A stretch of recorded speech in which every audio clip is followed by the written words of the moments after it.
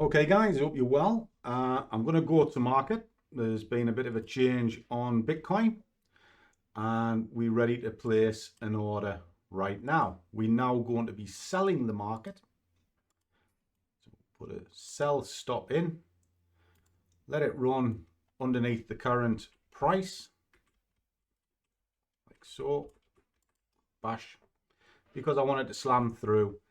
But now my box of pain is now the target. Now this is a run on from what I did earlier on. Earlier on, I was just kind of doing it to show you how you can look at a market, look at the conditions of it, etc. And I put it up so you could actually see it play out. And sure enough, it did here. And we got money out of it. That is there. So there is what was done. It's not bad off pound positions, is it? So what we're doing now? Well, again, we're looking for a break for it to come down into maybe here. Now that's a 15-minute chart. It's quite a simple one, but we're going to do it the other way now. Now I need a box of pain as to where I'm wrong. Well, same principle. Price is here, drop it back. What am I looking at? Well, there's the key swing here. So my box of pain is now in and around this region up here. All right. So flick it back into 5 minutes so I can see exactly what's going on. It's a stretched market. We can see that it's on a key bouncing point. But when I've done an analysis on it, which is what we're working out, it's pretty much selling. So sell, sell, sell, sell, sell. Sell this baby, sell it. So just drop that up there so you can see it properly. So yeah, it's telling you to sell it. Okay. The deeper trend is, let's just say it could be better. But it's B, so it's not too bad. And it's pretty much ready to monitor. Okay. So flick that back. What have we got? Well, switch that off for now. We can see it's going to pull in a little bit against this.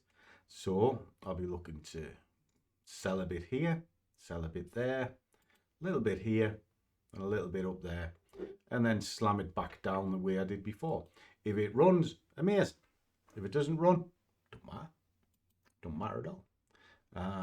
But the whole process is just to play out. Now, I can see that there is pressure inside it to the downside. Where can I see that? Well, there it is there. You can see it starting to come in. So where will the pressure run out?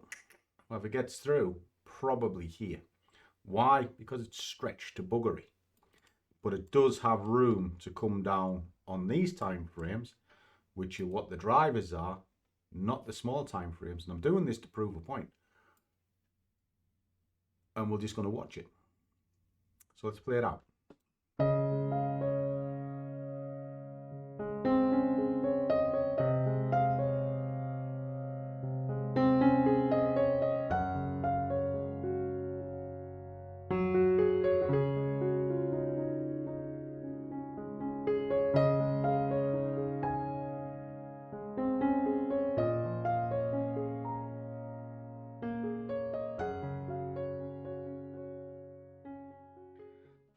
Okay, guys, that's the job done. Executed well. And there's another 26 quid in the bag. So pound positions, because that's all they are, they're just a quid. Chuntering along on Bitcoin. I use Black Bull because of the leverage, and also it allows me to trade Bitcoin derivatives in the UK. And you just work through the waves, just like what I've shown you. This ain't difficult. It's not difficult at all.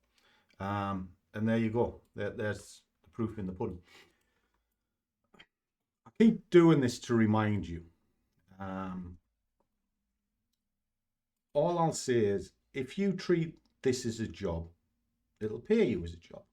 If you treat it like a casino, well, the house always wins.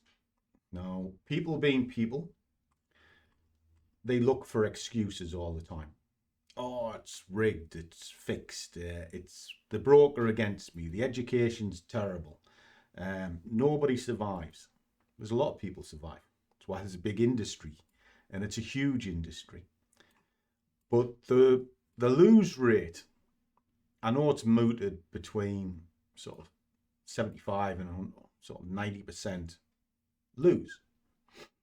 I wonder how many of them have zero education, how many of them have never really took it seriously, how many have tried it once, said this isn't for me and gave up. All these different factors. I think if you took all of that out and you were left with people who actually thought they could do it, they put some time in, they put some education in,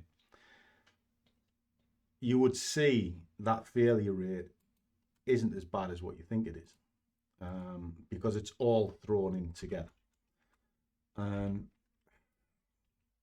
Maybe that's just my take, but one of the reasons I have a good hit rate is very simple. I always do my homework, always. I was in the live stream yesterday. They had the trades running while I was talking to them, and I pulled them. I explained why I was pulling it, etc., etc. And again, I've done it today. Okay, and I tried to get the first one out quick so you could actually still see it in motion, and it did pretty much what I said it was going to do. And then again with this one, I'm just trying to show you the way, guys. Genuinely just trying to show you the way. Now, you tell me. I'll be interested in your thoughts in the comments. Do you genuinely think the markets are rigged? Or is it just a case of you don't have the knowledge or the patience for the job in the first place? It's what do you think it is? I mean, it's like a hot potato conversation, isn't it? I know you tried it and you didn't like it because you don't like the emotional side. Yeah. Mm-hmm. Do you think a lot of people like it? Oh yeah, definitely. Okay. What do you think? Why would you think? Wow. Yeah. I don't know. Likes to win, don't they? No one. Well, yes. No. But I think there's a difference between there's liking to win, but there's knowing when to withdraw as well.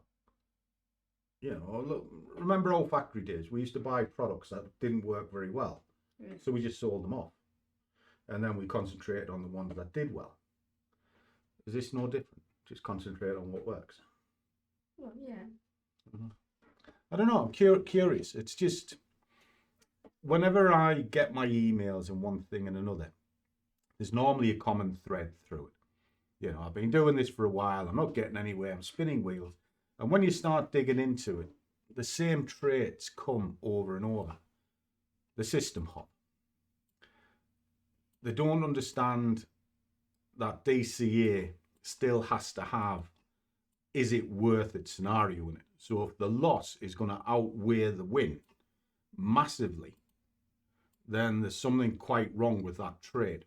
You should always have a basis of 1-to-1 as a starting point, and then you want it better than that.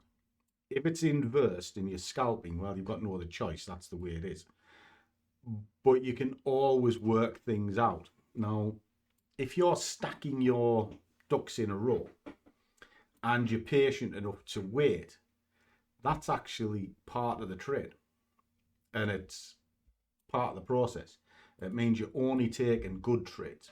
Trades that are pretty much slam dunk to win.